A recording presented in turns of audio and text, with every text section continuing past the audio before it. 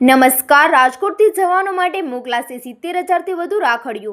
બંધન ફોર ભારત અભિયાન હેઠળ રાજકોટથી દેશની સરહદ પર તૈનાત જવાનો માટે 70,000થી વધુ રાખડીઓ મોકલવામાં આવશે. ગુજરાત ઉપરાંત દિલ્હી, ભોપાલ, ઉદયપુર, ઉધમપુરના લોકો તથા 100થી વધુ શાળાના વિદ્યાર્થીઓ આ અભિયાનમાં જોડાયા છે. દરેક રાખડી સાથે જવાનો માટે લાગણીસભર પત્ર પણ મોકલાશે. છેલ્લા 3 વર્ષથી 56,000થી વધુ જવાનો સુધી રાખડી અને પત્ર પહોંચાડવામાં આવ્યા છે. વધુ સમાચાર માટે જોડાયેલા રહો આરપી ગુજરાત ન્યૂઝ રાજકોટ. નમસ્કાર, જય હિન્દ. મારું નામ નંદન માણેક અને અમે લોકો બંધન ફોર ભારત 2023થી એક સરસ ઇનિશિયેટિવ લઈને આવ્યા છીએ. બંધન ફોર ભારત તો એક એવો નાનો એવો વિચાર હતો કે આપણે આર્મીને દર વર્ષે રાખડીઓ મોકલીએ છીએ, ક્યારેક ક્યારેક વારે તહેવારે વિશ કરીએ છીએ, પણ એવું શું થઈ શકે જ્યારે એનાથી આપણે એમના દિલ સુધી પહોંચી શકીએ. અને એની સાથે જ એક વિચાર લાવ્યા, હિન્દીમાં લખેલા લેટર્સ. તો જે સ્કૂલ્સના બાળકો છે એ હિન્દીમાં લેટર્સ લખે અને એક એની સાથે નાની એવી રાખી અને એક એવું નાનું એન્વેલપ ડેવલપ થઈ અને આપણે બોર્ડરે મોકલાવીએ. 2023માં શરૂઆત કરી. એક પહેલાં જ વર્ષે 12,000 પત્રો અને લેટર્સ આપણે શેર કર્યા અને 3 વર્ષની જર્ની જોઈએ તો લાસ્ટ 3 યરમાં 55,000 કરતાં વધારે રાખડી અને લેટર્સ આપણે મોકલી ચૂક્યા છીએ. 2026માં એઝ ઇટ ઇઝ કેમ્પેઇન ચાલુ કર્યું છે અને અત્યારે 1.5 મહિનામાં 60,000 જેટલા પત્રો અમે કલેક્ટ કરી ચૂક્યા છીએ. ગુજરાતની ટોટલ 70+ સ્કૂલ્સ અમારી સાથે અત્યારે જોડાયેલી છે. અને એક સાથે નવું કેમ્પેઇન લઈને આવ્યા છીએ કે રાખડીને લેટર તો જઈ જ રહ્યા છે, પરંતુ દરેક ભારતીયને કંઈક કરવું હોય આર્મી માટે તો શું થઈ શકે. અને એની સાથે જ એક નવો વિચાર આવ્યો, વિડીયોઝ. કારણ કે વિડીયોનો જમાનો છે, ટેકનોલોજી અત્યારે આવી રહી છે.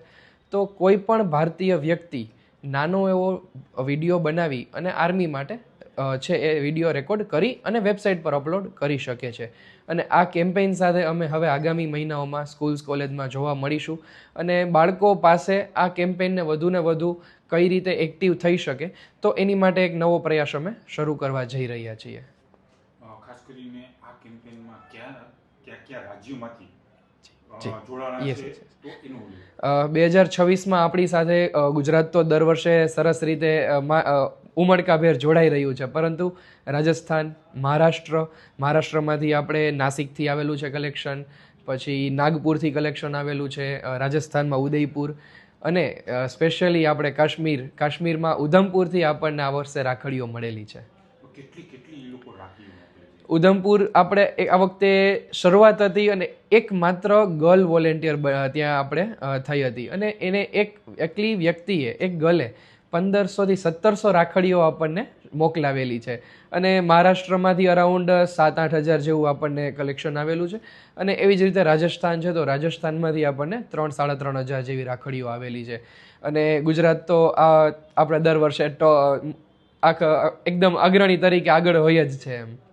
પછી આની કઈ રીતના તમે હેન્ડઓવર કરો છો કે અહીંથી પોસ્ટ મોકલો છો? હા, એમાં 2 થી 3 પ્રકાર હોય છે. ઘણી બોર્ડરો ડિસિપ્લિનના કારણે એવું કહેતી હોય છે કે તમે અમને કુરિયર શેર કરી આપો, તો ત્યાં કુરિયર દ્વારા જતી હોય છે.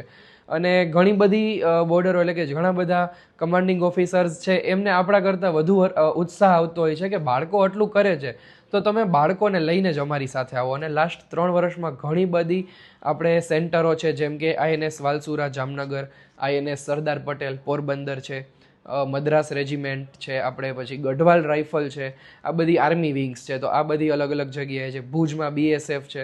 આવી ઘણી બધી જગ્યાએ ત્યાં રૂબરૂ જઈ અને અમે આને પહોંચાડતા હોઈએ છીએ. હવે પછીનો શું ગોલ છે?